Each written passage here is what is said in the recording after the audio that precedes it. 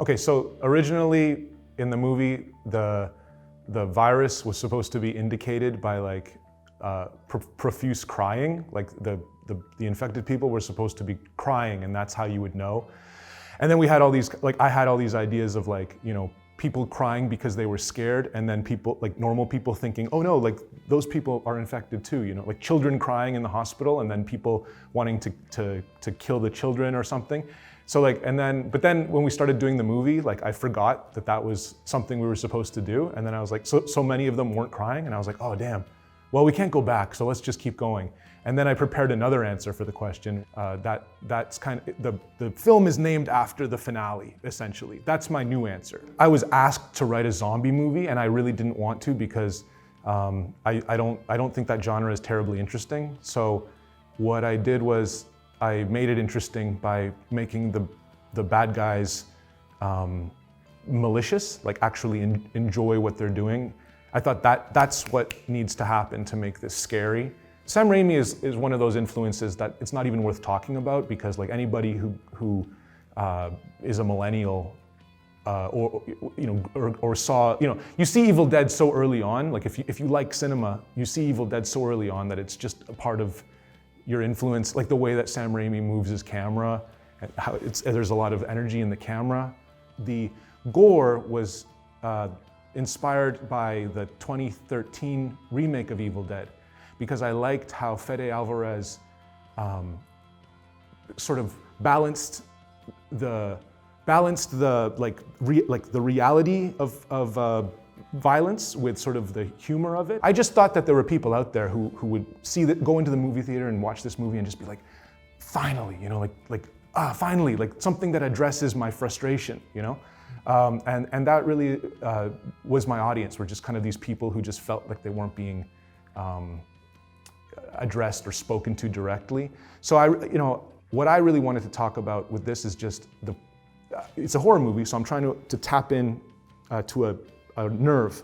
And the nerve of the Taiwanese people that I was trying to tap into at the time was the idea of completely unmotivated violence, like unmotivated extreme violence. Like the idea of just, you mind your own business, you go to work, you study in school, you try to be a good person, you don't bother anybody, but still someone is gonna attack you and rip you to pieces and sexually violate you, and all, like just that idea of just something happening for no reason. For no reason. The virus makes you do the worst thing you can think of.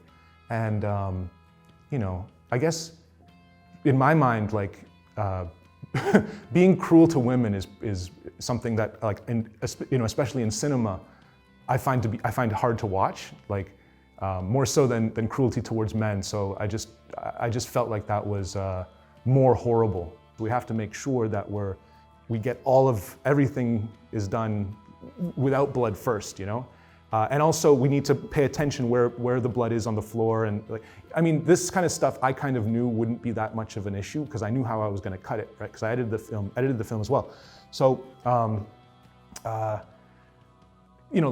we needed to sort of create these transitions between there being a little bit of blood and then like a lot of blood. And the way that we kind of did that was, there are a couple scenes where we just needed there to be just a huge splash all over the place, or a huge flood like across the floor. And those were just done kind of like on the last hour, just filling up like a mop bucket full of blood, me, and then just like kind of standing up and then dump the blood on the floor and have it go across the floor, have the camera guy follow the edge of the blood and then go up to the bloody subway. And that is enough to create a transition that will, not so that the scene doesn't seem awkward to the audience, I guess. But like just coming up with little cheats like that with that scene and making sure that it felt kind of fun, but also staying realistic enough to be scary.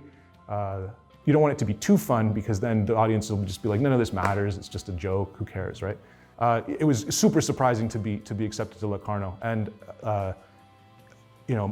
more than anything, more than anything, I just hope that the judges and the audience can find some value in it, even if it's just guilty fun, guilty pleasure. Hey, Locarno audience, it's me, Rob Jabbaz. I hope you enjoy the show.